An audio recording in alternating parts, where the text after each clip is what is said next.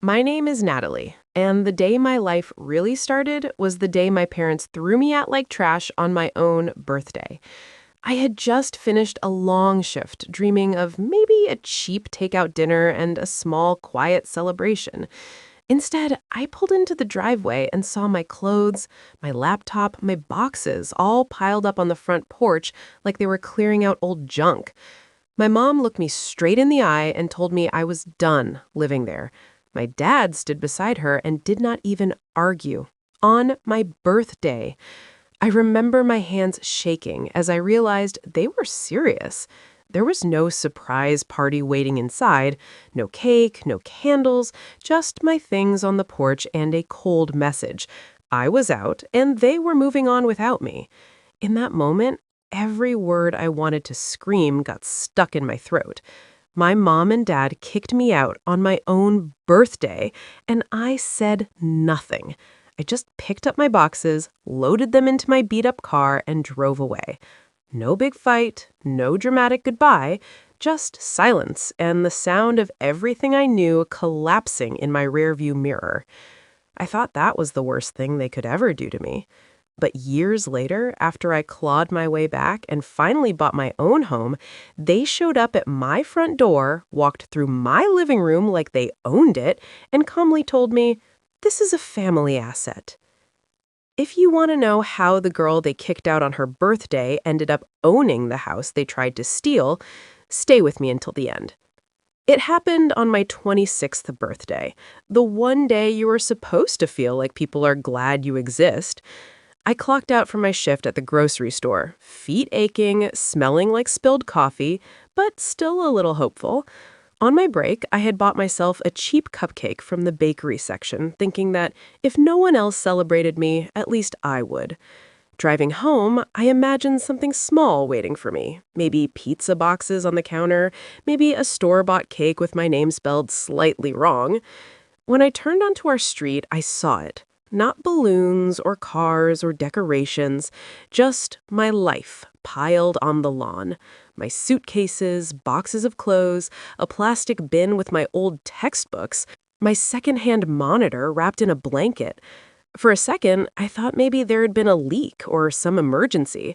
I parked crooked, left the cupcake on the seat, and walked toward the house. My mom stood on the porch with her arms crossed. My dad hovered behind her, eyes on the ground. My little sister Jenna sat on the steps, scrolling on her phone. My mom did not say, "Happy birthday." She said, "You're 26, Natalie. This has gone on long enough. We need the room. You have to move out." I stared at her. "Today? You're doing this today? On my birthday?" She rolled her eyes. "Don't make this dramatic. We raised you. We did our part. You have a job. You'll figure it out." My dad finally looked up long enough to add, "This is for your own good. You will grow if you are pushed." Jenna smirked and said, "Everyone I know moved out ages ago. You should be thanking Mom." I wanted to yell that I was the one paying most of the utility bills, that the Wi-Fi she used for her classes stayed on because of me. But I could already see how it would go. My mom crying and calling me ungrateful, my dad retreating, Jenna filming. In the end, I would still be outside, just with more bruises on my throat from shouting.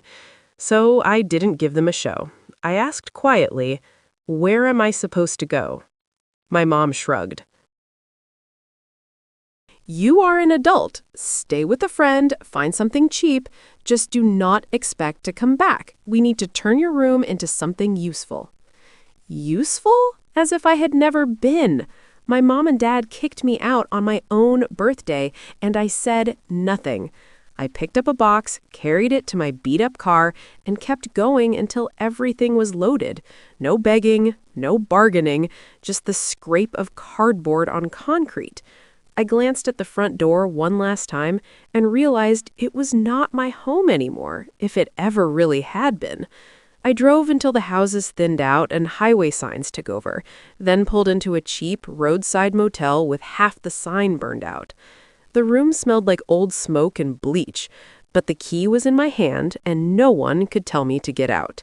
I sat on the edge of the stiff bed, ate my cold cupcake alone, and checked my bank account. The number was small and scary. For a second, I almost called my mom to beg for a few days of grace. Then I remembered how sure she looked with my things on the lawn. They had not hesitated, so I didn't either.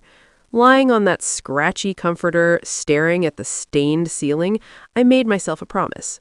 I would never beg to go back to a place that treated me like trash on the one day I knew I deserved better. If they wanted me gone so badly, I would find a way to make sure one day they regretted pushing me out the door. The morning after that motel birthday, I woke up with a stiff neck, a pounding headache, and no safety net.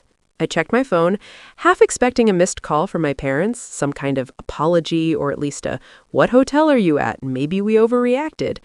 There was nothing, just a calendar notification that said, "Happy birthday, Natalie," like a cruel joke from an app that didn't know better.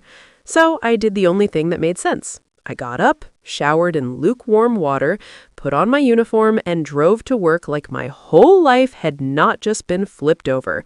I worked my grocery store shift that day, pretending everything was normal, scanning items, making small talk about sales and recipes, while my brain kept screaming, "You have nowhere to sleep tonight."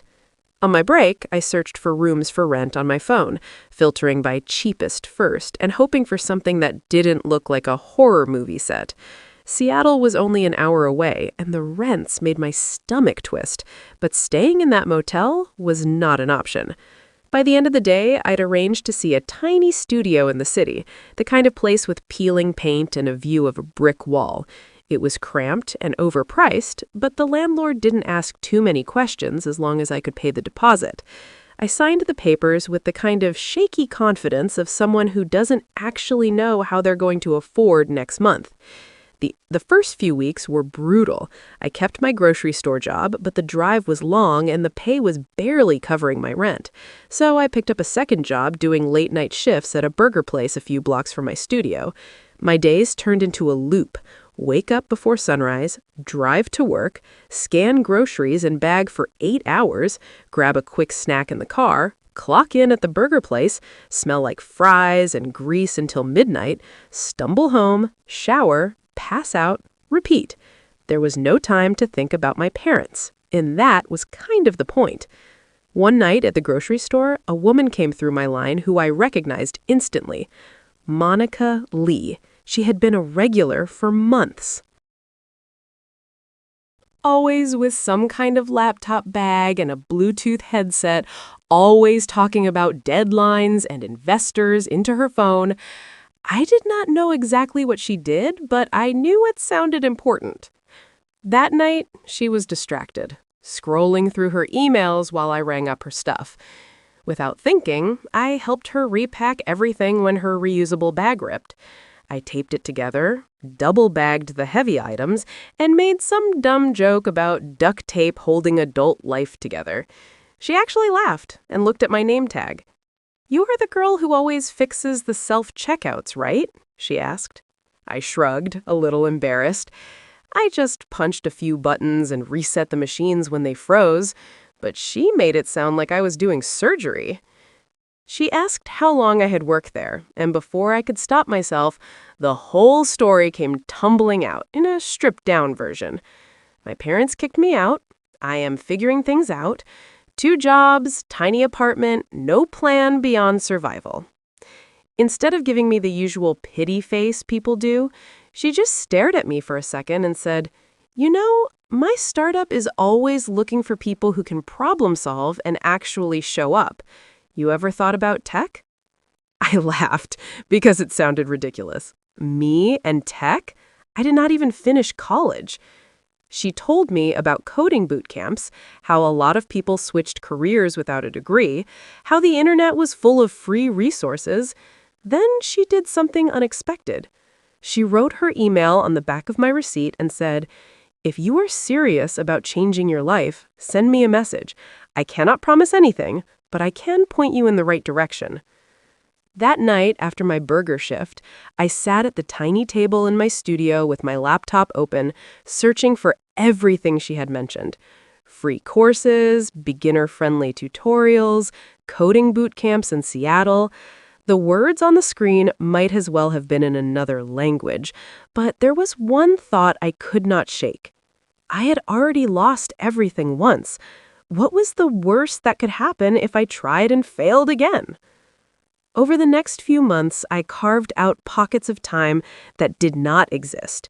I watched tutorials on JavaScript during my lunch breaks.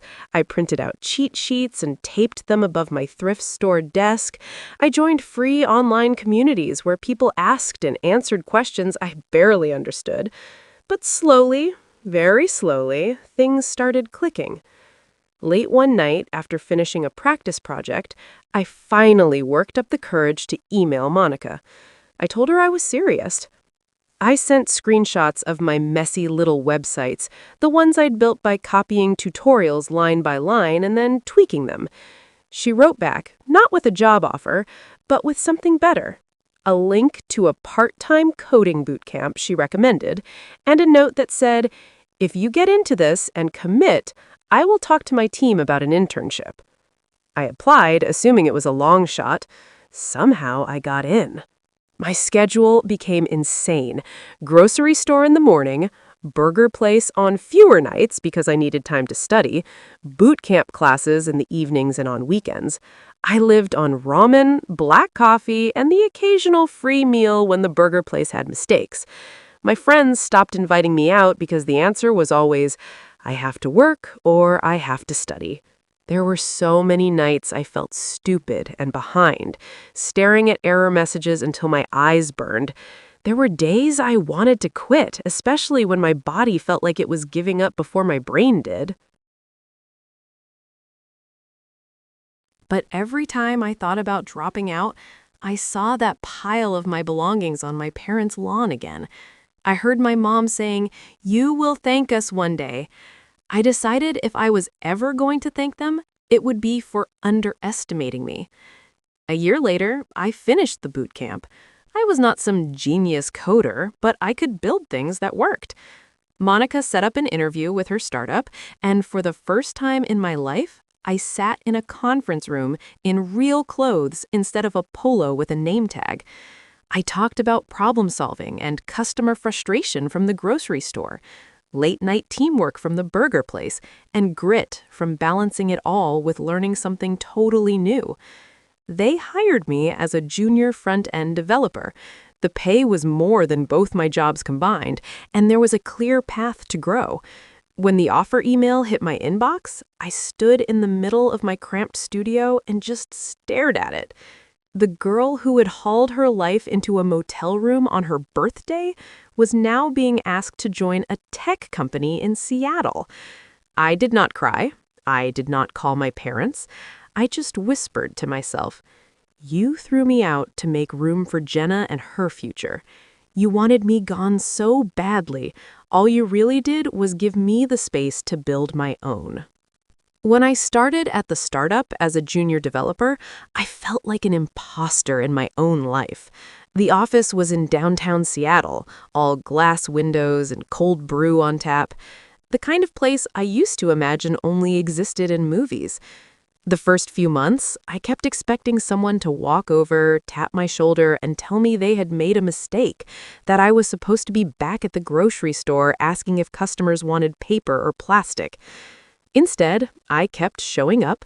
I asked stupid questions. I stayed late to fix bugs. I watched how the senior devs solved problems and copied their habits. I took notes on everything. Monica never treated me like a charity case.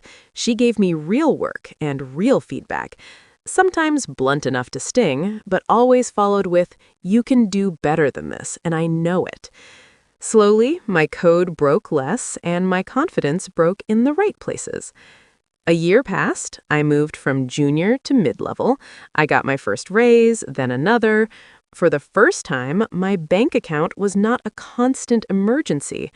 I still lived in that tiny studio for longer than I needed to, partly because I was scared the good streak would end, and partly because I was used to squeezing myself into small spaces. But one day, my lease notice came with a rent hike that made my eyes widen. I sat at my little table with a spreadsheet open, listing out my income, my expenses, and something wild started forming at the edge of my mind. What if, instead of paying more for that shoebox, I put this money into something I actually owned? The idea of owning anything bigger than a thrift store couch felt like fantasy, but I couldn't shake it. I started listening to personal finance podcasts on my commute. I learned what a credit score really meant, what a down payment actually looked like in numbers, not just vague adult talk. I looked at my online accounts and realized something insane. Between my salary, a few freelance website gigs I kept on the side, and the way I had been too scared to spend for years, I actually had savings. Not rich people savings, but enough to start a serious conversation. I met with a loan officer who walked me through lending options, pre-approval, interest rates. It felt like he was speaking another language, but I kept asking questions until the numbers lined up into something I understood. You are in a much better position than most people your age, he said. I thought about my parents telling me I was a burden, that I would never grow if they did not push me out. I did not say it out loud, but there was a part of me that wanted to frame that email and nail it to their old front door. I spent weekends touring places in different neighborhoods. Some were way out of my league, staged with perfect fake families in the brochures. Some were run down and depressing in a way that hit too close to where I had started. Then I walked into a narrow 3-story townhouse in Ballard. Not fancy enough to be on a magazine cover, but solid. Clean lines, small backyard, a little balcony off the master bedroom. Sunlight spilled through the living room windows just right, catching dust motes in the air like glitter. The kitchen was open with enough counter space to cook real food instead of just microwaving whatever was on sale. Upstairs, there was a bonus room that could be an office or a guest room, or maybe, just maybe, a space where I could build something entirely my own. I stood there, listening to the quiet, and for the first time since leaving my parents' house, I felt what home could feel like when it did not belong to someone who could kick me out on a whim. I made an offer. The negotiations felt like a game I had not been trained for, but my agent guided me through.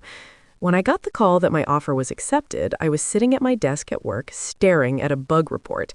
I had to step into the stairwell to catch my breath. The girl who once counted change to afford a motel room was now about to sign papers that would put her name on a property deed. On closing day, I sat in a bland office signing stack after stack of documents.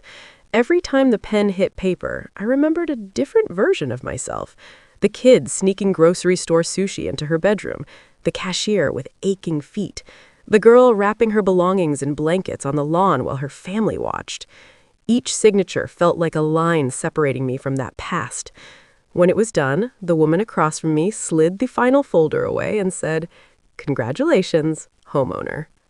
Walking into the townhouse with my own keys was surreal. There was no furniture yet, just echoing rooms and bare walls that smelled like fresh paint and possibility.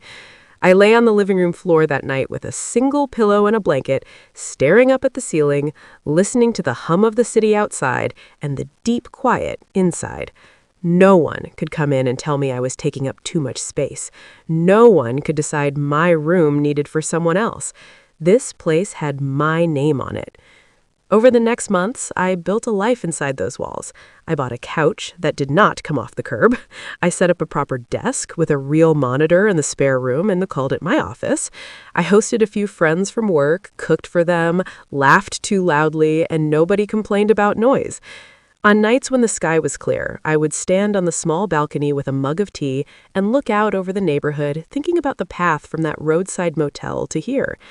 I started sharing pieces of my story online, not to rant about my parents, but to talk about getting kicked out, hitting bottom, and clawing my way back.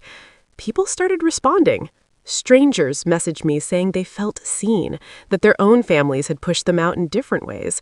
For the first time, my pain felt useful to someone other than me. I thought the story might end there. Kicked out on my birthday, fought my way up, bought a house. Neat little arc. But life is not a movie. And apparently, my parents did not like being written out of my ending.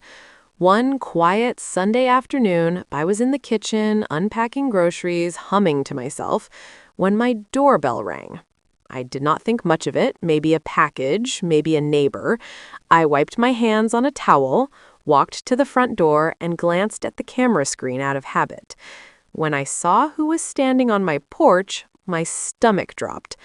My mother, my father, and my sister, all three of them, right there at the front door of the house I had built without them. For a second, I thought the camera was glitching, but no, it was them. My mom in front, hair grayer and makeup heavier, my dad slumped behind her, Jenna off to the side with her phone in her hand. I could have pretended I was not home, but I was done hiding in places I paid for. I opened the door. My mom looked me up and down, then passed me into the house. "Natalie, you look different," she said, eyes already inventorying my furniture. "What are you doing here?" I asked. My dad tried a soft voice. "Can we come in for a minute? It is important." Against my better judgment, I stepped aside. They walked in like they owned the air. My mom ran her fingers along the couch. "This is nice, much nicer than that little place you used to have." Jenna glanced around, impressed despite herself.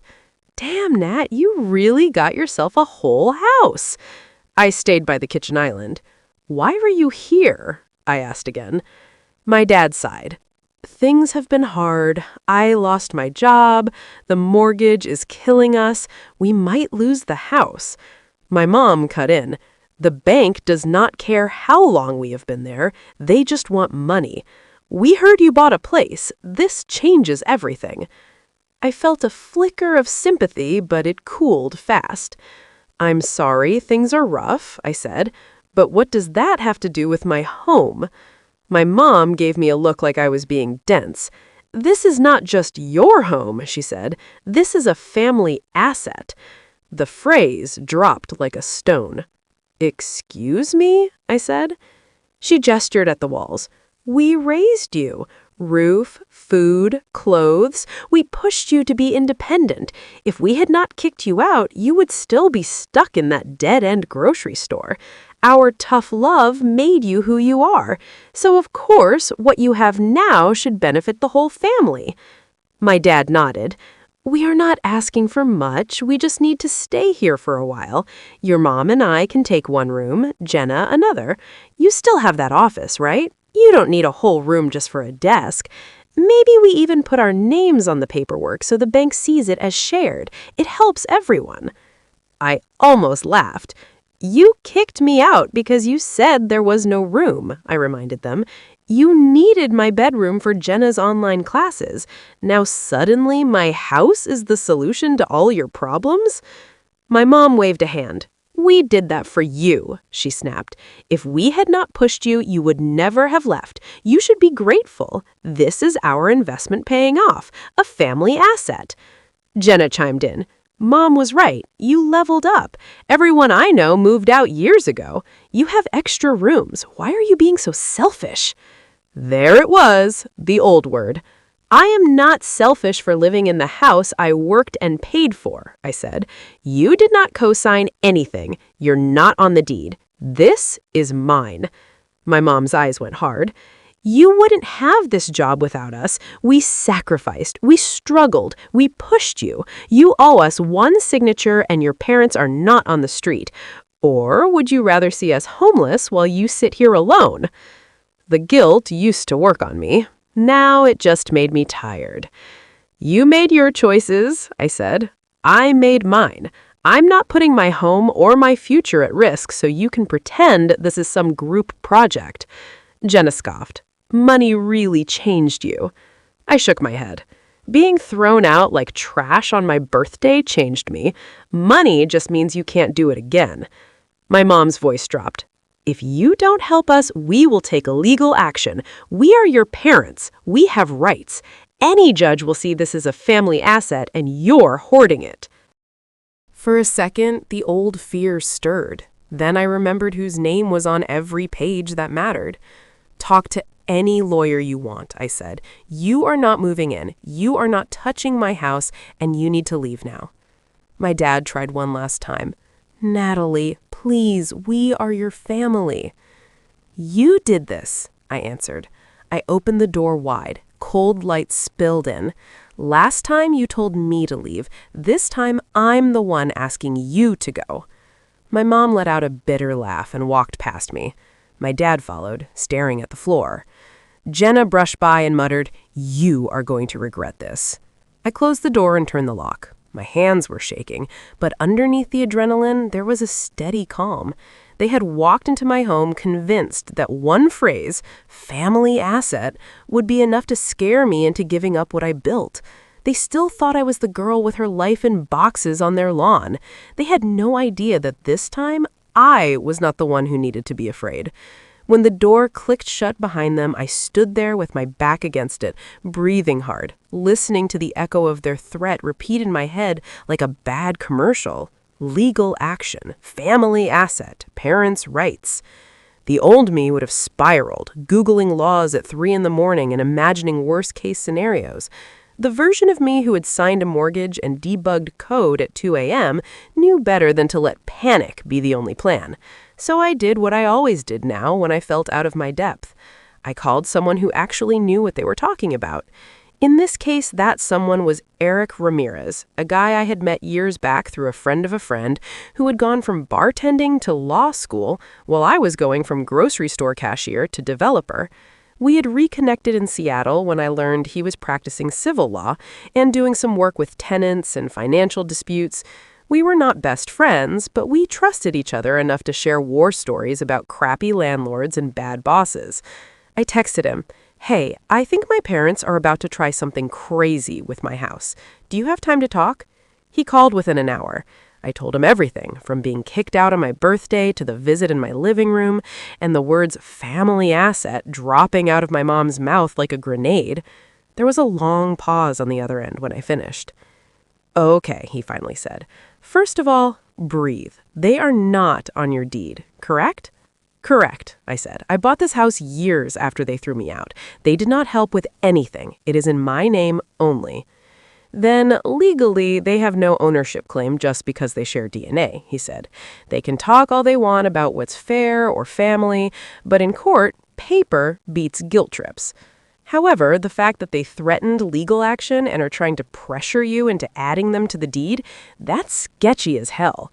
And the way they kicked you out before, also not a great look for them." I felt a small knot of tension loosen in my chest. So they can't actually force me to give them anything. No judge is going to magically turn your private property into a shared family asset because your mom thinks she deserves a cut, he said. But there's something else we need to think about. You said you used to help them with paperwork and bills back when you lived there, right? "Yeah," I said slowly. "I was the only one who could navigate online forms without yelling at the computer." "Why?" "Because people who feel entitled to your house years later are often the people who felt entitled to your information back then," he said. "Before we do anything else, I want you to pull your full credit report, not the cute free app version, the real one. We need to make sure they haven't already been using you to prop themselves up financially." The thought made my stomach drop. I remember sitting at their kitchen table years ago, filling in lines on credit card applications, while my mom rushed me, saying, "Just sign here, it's for the family." I had been too tired and too trusting to ask questions. Now I saw those memories in a different light. That night, I sat at my desk in the home office they wanted to claim, logged into all 3 major credit bureaus, and requested my reports. When they finally loaded, I felt like I was looking at someone else's life. There were accounts I recognized, my student loan from the 1 year of college I managed before dropping out, my own credit card, the auto loan on my car, and then there were accounts I had never seen before, store cards I'd never used, a line of credit opened the year I got kicked out. They could not explain why they had open loans tied to my social security number. They could not explain text messages that sounded like threats. They could not spin the image of shoving their daughter out on her birthday into some noble sacrifice. The judge granted the order, citing a pattern of emotional manipulation and financial exploitation. My parents left that courtroom looking smaller than I had ever seen them. That was just round one. Round two came when the IRS finished whatever quiet work they had been doing in the background. I was called in as a witness, not a suspect, to explain what I knew and what I did not know about the loans and accounts. I answered honestly. I had signed forms I did not understand under pressure. I had trusted them not to use me. I had been cut out of the house and the finances the minute I stopped being convenient. When I walked out of the federal building, I felt like I had just opened a window that had been painted shut for years. Eventually, letters started arriving at my parents' address and their new rental place. Notices, demands, investigations into unpaid taxes, unreported income, and fraudulent applications. Their old house, the one they had thrown me out of to make space for my sister, was seized and sold to cover part of what they owed. The irony did not escape me. The house that had been their fortress, their symbol of superiority, was now gone because of their own choices.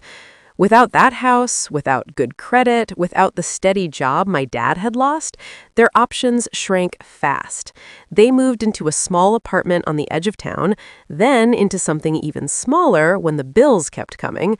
My mom went from bragging on Facebook about her perfect family to posting vague rants about ungrateful children and corrupt systems. Pointed, but never detailed enough to admit what actually happened. My dad picked up odd jobs, doing whatever he could. Pride swallowed whole. Jenna, who once sneered at me for working in a grocery store, ended up folding clothes in a retail chain during the day and doing delivery app runs at night, complaining online about how the world was unfair.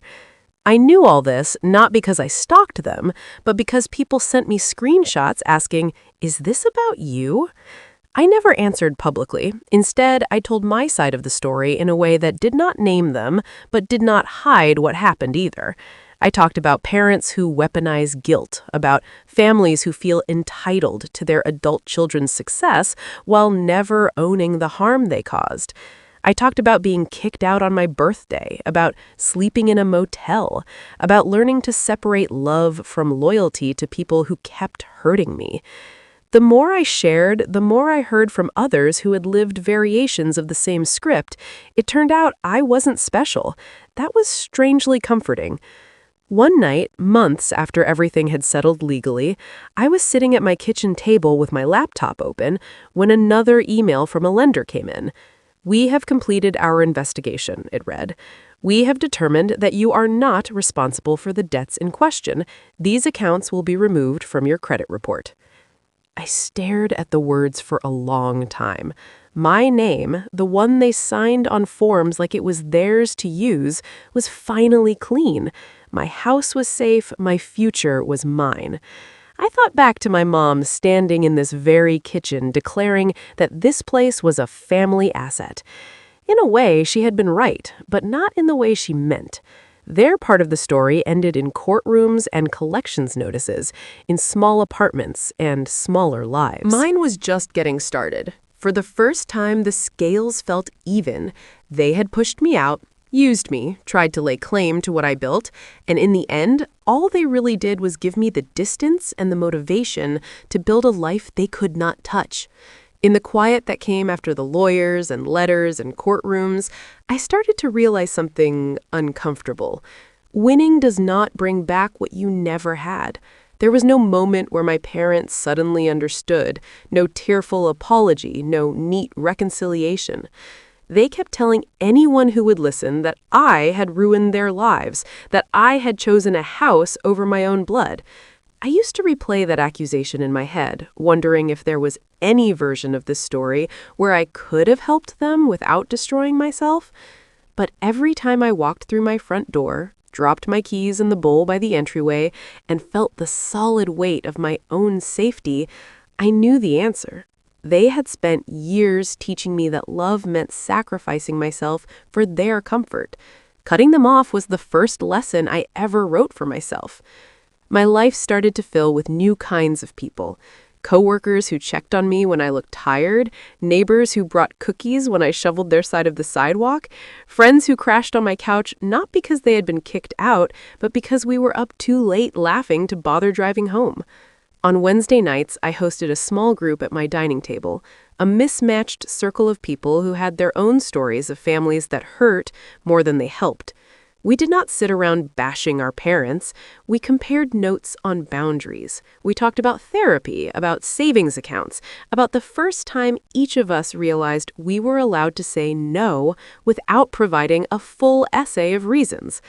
My house became exactly what my parents had tried to claim it was. Not a family asset, but a safe place where people could land, rest, and then launch again on their own terms. Sometimes late at night, I would stand in the doorway of the spare room that they had wanted for themselves and just look at it. The neatly made bed, the shelf of books, the desk where I sometimes wrote. I could almost see two timelines layered on top of each other. In one, my parents were in there slamming doors, complaining about everything I did wrong, turning my home into another place I tiptoed through. In the one I chose, that room stayed open for the version of me who needed it most, and for anyone else who needed proof that starting over was possible. I will not pretend it's easy to choose yourself over your family. It is one of the hardest things I have ever done. There are still holidays where I feel a sting scrolling past pictures of big, smiling families around long tables, but I've learned something important. Blood is not a free pass to hurt you over and over again. Being related does not give someone automatic rights to your time, your money, or your home. Love without respect is just control dressed up in prettier words. My parents used to say I would thank them one day for kicking me out. I don't thank them for the cruelty or the lies, but I can admit this much. The day they threw me out on my birthday was the day I stopped living in their story and started writing my own. If you're listening to this and recognizing pieces of your life in mine, I want you to know you are not crazy, you are not ungrateful, and you are not alone. You are allowed to protect yourself. You are allowed to build a life that the people who hurt you are not allowed to enter. They tried to tell me this house was a family asset. They were right about one thing. It's about family.